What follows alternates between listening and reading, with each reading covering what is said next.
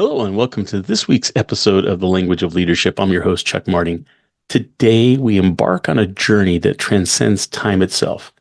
It's a journey into the profound realms of avoiding toxic people by surrounding ourselves with people who empower you. And one of the ways of doing this is using visioneering. It's a tool that's rooted in universal laws that has the power to reshape your destiny. So I want you to join me today as we're not only understanding who those toxic people are and how to best avoid them, but also how to deeply connect with the essence of visioneering. It's inspired by the wisdom of the legendary Bob Proctor, who beautifully puts it that visioneering is based on universal laws, making it as effective today as it was 100 years ago, and it will be 100 years from now. It's about using these principles to reshape your destiny. So, do you know people who only have to walk into a room to totally drain you of energy? Are there people in your life who simply by calling you on a telephone create tension, stress, and disorder in your day? I know I have people like that. Well, what about people who brighten a room? You know, those people that brighten the room when they walk into it, just when they enter it. Do you have friends and mentors or others in your life who radiate the energy, the optimism, and support in an encouraging way? It's always interesting to ask yourself what kind of a person you are. In studying this success principle, I've learned that there are both nourishing people in our lives, and then there are very toxic ones. You know, toxic people are negative dream stealers. And though they often don't know that they're doing it, they dissuade us from our goals and they keep us from achieving excellence. And they tell us we're not worthy and we're constantly attempting to bring us down to their level. You know, by contrast, positive people are nurturing. They're empowering, they're inspiring, they're encouraging, and they're proactively helpful. They believe in you and they applaud you, and they're possibly the most optimistic thinkers that you'll ever meet. They're fun to be around and they feel you deserve to succeed at the highest possible level. Now, I want to demonstrate through an exercise with you just to illustrate how widespread negativity is in our culture. So when you have a chance, what I want you to do is I want you to close your eyes just for a minute. And I want you to imagine one of your neighbors just won the lottery. Not just a little jackpot, but $1 million a year for life. How do you feel? You know, in most cases, when I share that story with individuals, they tell me they feel resentful instead of responding, way to go, one of my buddies just won the jackpot. You know, most people react negatively because they're jealous and they're resentful. You know, unfortunately, the negative reactions to this exercise is not too different from real life. In fact, sometimes toxic people are actually addicted to their negativity. And unfortunately, and all too often, comments like, why try? You're always gaining the weight back.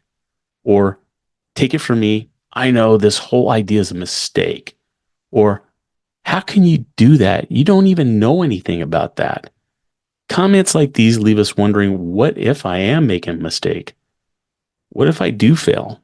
And then suddenly you're telling yourself, yeah, they're right. Who am I kidding? I'll never be able to do that. But in reality, we want people in our life that say, great idea. You can do that. What you'll need and how can I help you?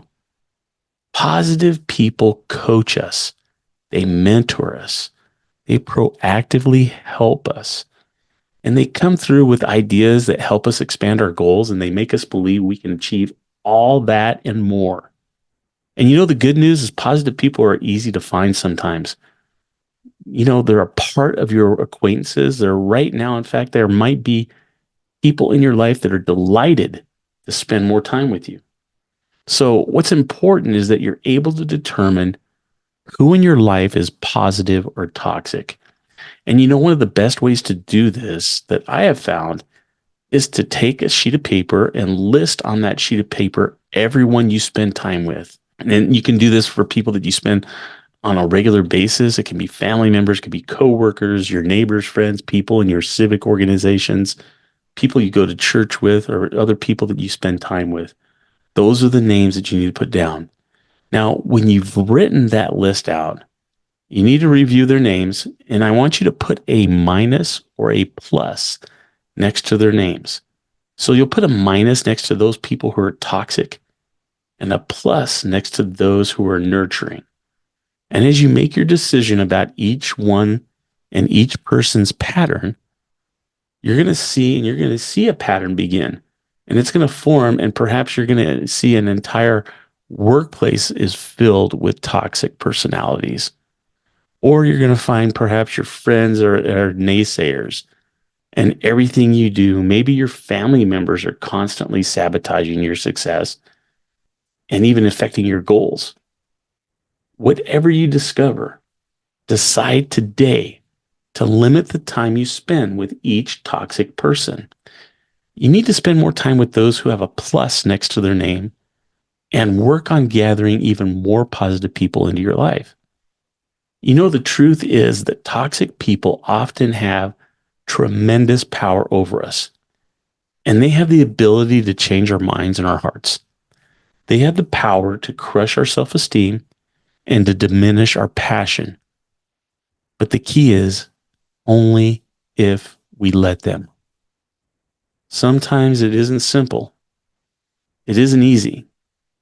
And sometimes you have to go through this. And in other words, it's not simple to decide to avoid those individuals.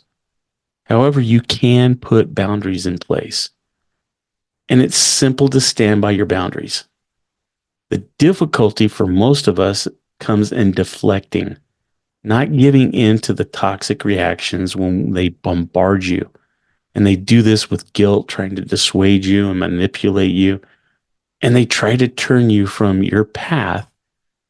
And it's merely just a negative way that they play.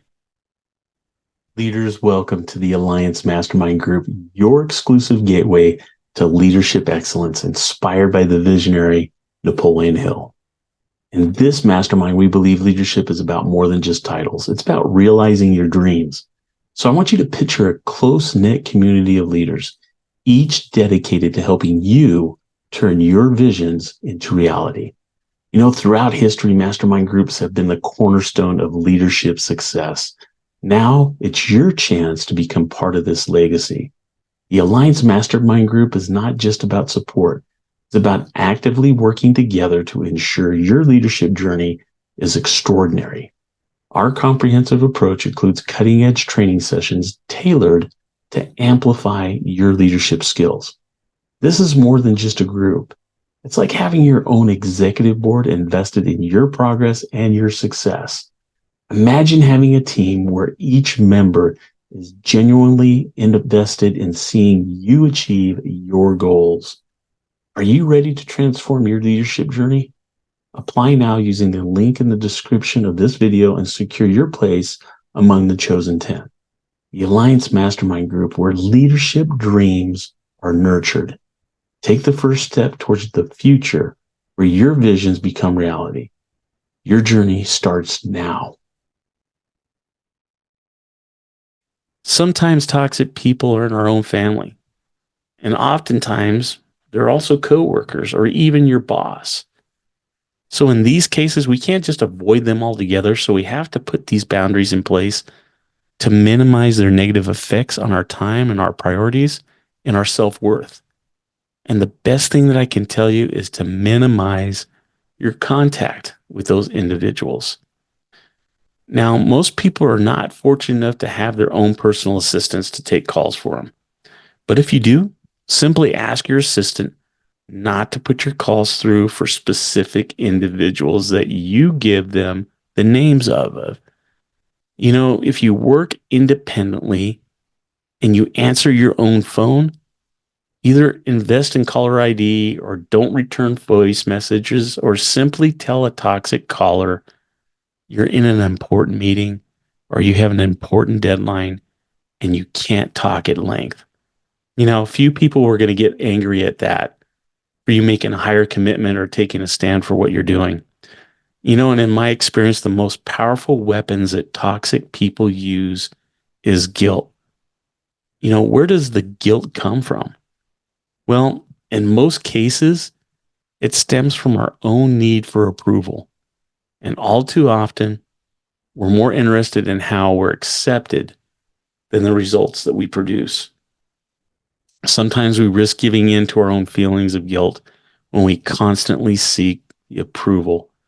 So if you want to be successful, you have to give up the need for approval.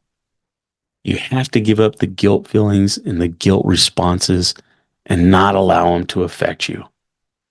One of the tools that I have found that has helped me in achieving my goals in the past is having time to envision what those goals are. But I really like how Bob Proctor has demonstrated how to do this best by utilizing a tool he better calls visioneering. You see, visioneering is not a fleeting trend.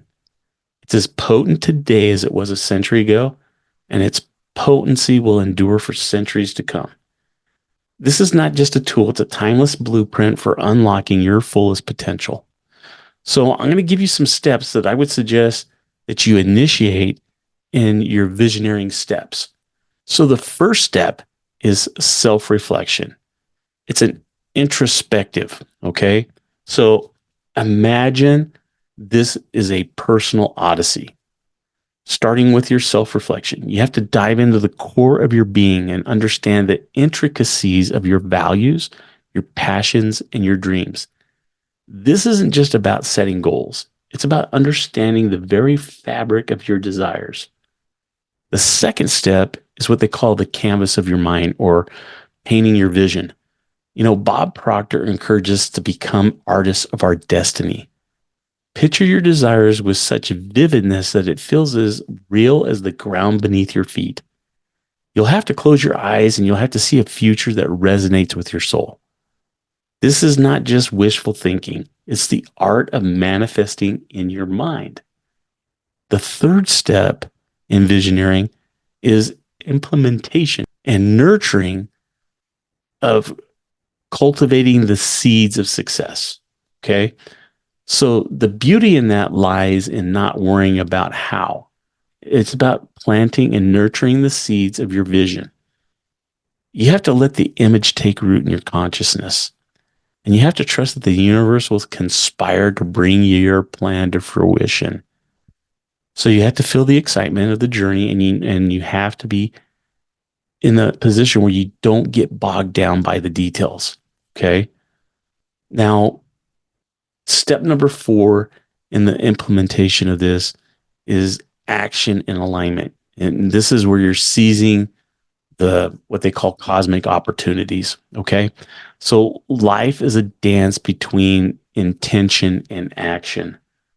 When the cosmic winds align and you find yourself in the right place or with the right people, you have to seize the moment.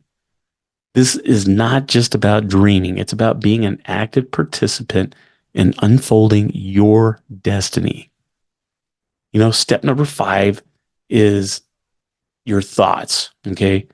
It's a guardian of positivity is the way you have to look at that. And you have to guard your thoughts like a sentinel. Okay. You have to be aware of the repetitive whispers of your own mind. Visioneering is not just a practice, it's a state of being. Even in the moments of stillness, you have to maintain a positive mental environment. Your thoughts are the architects of your reality. Step 6 is the symphony of emotions. You have to amplify your vision. So visioneering is not a silent movie, guys. It's a symphony of emotions. It's conjuring up your feelings you would experience when your desires materialize. It's that secret sauce, okay? It's not just visual.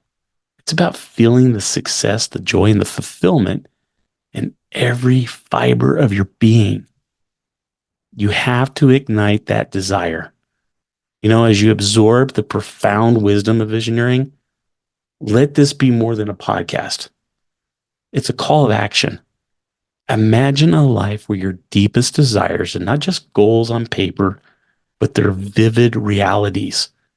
You have to envision a reality where success is not a distant dream, but it's a journey you actively navigate.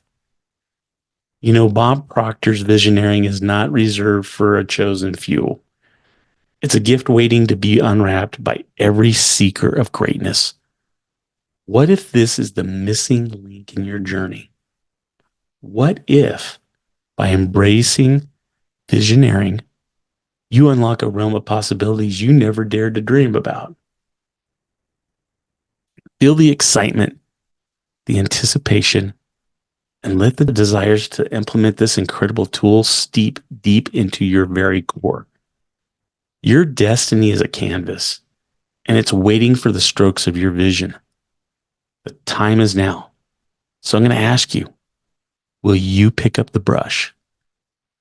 I want to thank you for joining us for this episode of The Language of Leadership. Till next time, lead with purpose, lead with vision, and the transformational force of visioneering. Take care.